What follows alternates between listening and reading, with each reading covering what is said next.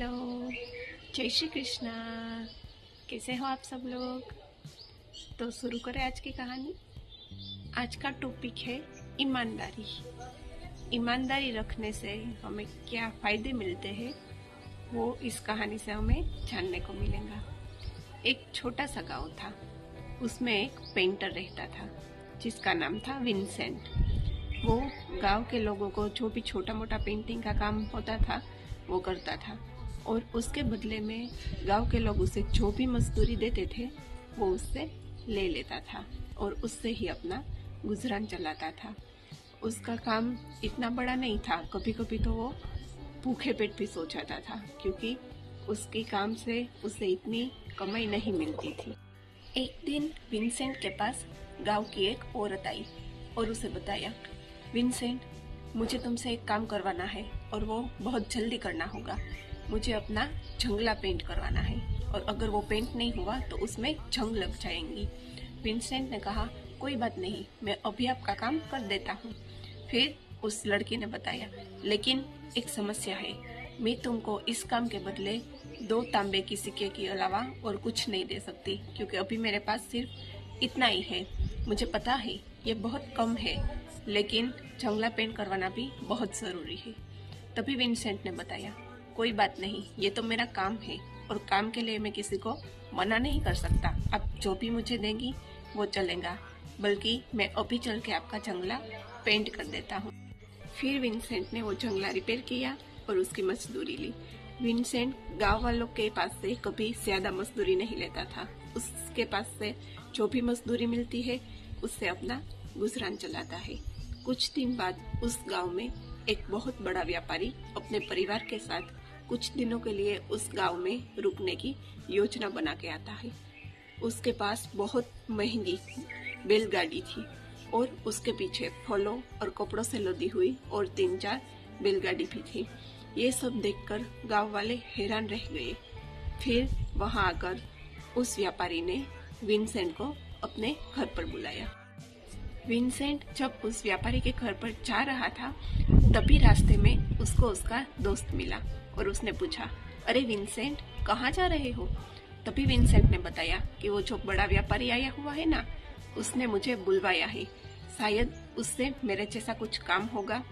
तभी उसके दोस्त ने बताया, अरे हाँ, वो तो बहुत पैसे वाला है, तुम गांव वालों के पास से जो भी मजदूरी लेते हो उससे ज्यादा ही लेना उसके पास से। तभी विंसेंट ने बताया, अरे नहीं, मैं ऐसा नहीं कर सकता, मेरी जो भी मजदूरी होगी मैं बस उतनी ही लूंगा, मैं उसके साथ धोखाधड़ी नहीं कर सकता। अगर वो मेरे काम से खुश होकर कुछ ज्यादा देता है तो ठीक है, लेकिन मैं उससे ज्यादा पैसे नहीं लूंगा। विंसेंट के दोस्त ने कहा, अरे दोस्त, मुझे पता है तुम बहुत ही ईमानदार हो, लेकिन इस गांव वालों के पास भी इतना पैसा नहीं है कि कभी भी वो तुम्हें ज्यादा मजदूरी दे और तुम अच्छे से अपना घर चला सको। ये व्यापारी तो बहुत पैसे वाला है, अगर इससे तुम्हें कुछ अच्छी पैसे मिलेंगे तो तुम कुछ अच्छा सा अपना घर चला सकोगे।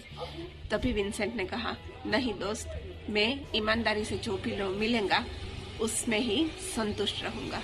फिर विंसेंट उस व्यापारी के घर पर पहुंचा। वहां पहुंचकर उसने देखा तो वो घर एक राजमहल से कम नहीं था, इतना शानदार था। तभी वो व्यापारी बाहर आया और उसने बताया, अरे तुम जरूर विंसेंट ही होगे, वो पेंटर। तभी विंसेंट ने कहा, जी हुजूर, बताइए मैं आपकी क्या मदद कर सकता हूँ। तभी वो व्यापारी ने कहा कि मेरे नाव का संरक्षक बाहर गया हुआ है और कल दोपहर तक ही वापस आएगा, लेकिन मुझे वो नाव पेंट करवानी है, क्या तुम वो कल सुबह तक पेंट कर दोगे? तभी विंसेंट ने कहा, जी हुजूर, मैं अभी से ही काम शुरू कर देता हूँ। तभी व्यापारी ने बताया, लेकिन तुमने अपनी मजदूरी तो बताई नहीं। विंसेंट ने कहा, मैं एक नाव पेंट करने के 4 तांबे के सिक्के लेता हूँ और उससे एक सिक्का भी कम नहीं लूंगा।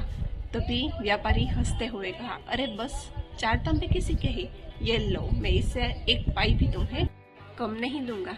फिर विंसेंट वहां से चला गया और कलर लेके नदी के किनारे गया। वो जैसे ही पेंट करना शुरू करने ही वाला था कि तभी उसकी नजर नाव पे गई। नाव के बीचों बीच में बहुत बड़ा छेद था। तो विंसेंट ने सोचा, अरे ये तो बहुत बड़ा खतरा हो सकता है, मुझे पहले इसकी मरम्मत करनी होगी।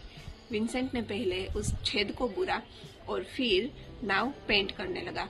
पूरी रात बैठकर उसने नाव की पेंट की और सुबह व्यापारी को बुलाकर दिखाया। व्यापारी देखकर बहुत खुश हो गया कि अरे वाह, तुमने तो बहुत ही अच्छी नाव पेंट की है, मैं खुश होकर तुम्हें और 2 चांदी के सिक्के दूंगा।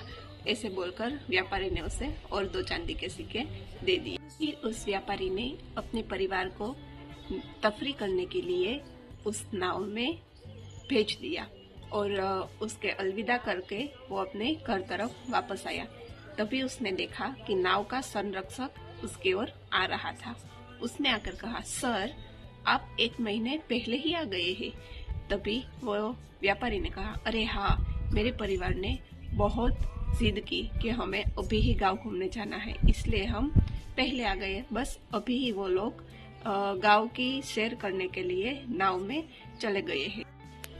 तभी उस नाव संरक्षक ने कहा, अरे नहीं सर, हमें उन लोगों को वापस बुलाना होगा।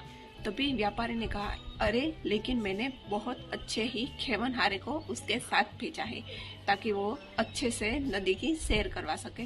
तभी नाव संरक्षक ने कहा, अरे ऐसी बात नहीं है सर, उस नाव की मरम्मत करनी थी। उस नाव के बीचों बीच में एक बहुत बड़ा छेद था, अगर वो लोग आगे चले गए तो बहुत खतरा हो सकता है, हमें अभी ही उस लोगों को वापस बुलाना होगा।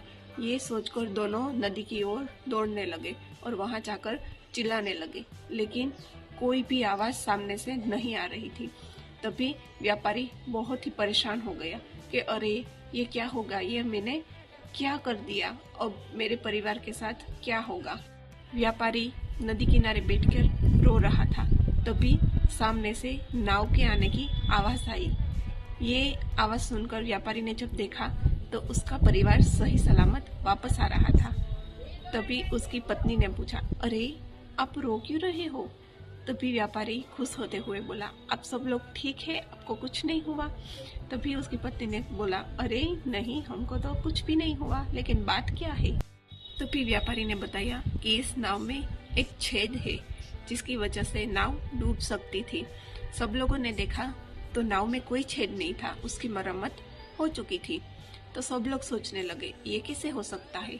नाव संरक्षक ने बताया, मुझे पक्का मालूम है, इस नाव में छेद था और मैं इसकी मरम्मत करवाने वाला था, लेकिन आप लोग जल्दी आ गए और टाइम से पहले ही चले गए। तभी व्यापारी को याद आया कि अरे हाँ, मैंने ये नाव पेंट करवाई थी, जरूर उस पेंटर ने ही इसकी मरम्मत की होगी। फिर उसने बुलावा भेजकर विंसेंट को अपने घर पर बुलाया। विंसेंट ने आके कहा, जी हुजूर, आपने बुलाया? तभी व्यापारी ने कहा, जी हाँ, तुम्हारी ईमानदारी का इनाम देने के लिए बुलाया था, ये लो 100 सोने की मोहरे। तभी विंसेंट ने कहा, ईमानदारी का इनाम? व्यापारी ने कहा, जी हाँ, तुमने जो वो नाव का छेद भरा है उसके लिए। ये काम तुम्हारा नहीं था, फिर भी तुमने ईमानदारी से वो काम किया और उसकी मजदूरी के पैसे भी मुझसे अतिरिक्त नहीं लिए। विंसेंट ने बोला, लेकिन एक छोटा सा छेद भरने के लिए इतना बड़ा इनाम, ये तो बहुत ज्यादा है। तभी वो व्यापारी ने कहा, तुमने उस काम से जो जान बचाई है, उस जान के सामने ये इनाम तो कुछ भी नहीं है, रख लो तुम। विंसेंट को अपनी किस्मत पर यकीन नहीं हो रहा था। आज तक जो गांव के लोगों की पेंट कर करके अपनी जरूरियात की हिसाब से ही थोड़े घने पैसे कमाता था, वो आज इतने ज्यादा सोने का मालिक हो गया। अब से विंसेंट कभी भी भूखे पेट नहीं सोता था। तो इस कहानी से हमें यह सीख मिलती है कि हमें हमेशा ईमानदार रहना चाहिए, चाहे हमारी जरूरत कैसी भी हो, कितनी भी हो, लेकिन मेहनत से और ईमानदारी से जो भी कुछ हमें मिलता है उसमें संतोष मानना चाहिए और भगवान हमारी मदद जरूर करता है अगर हम ईमानदार रहते हैं तो। आज का वीडियो यहीं पूरा करते हैं, कल फिर मिलेंगे कुछ नए टॉपिक के साथ। तब तक के लिए बाय बाय, जय श्री कृष्णा।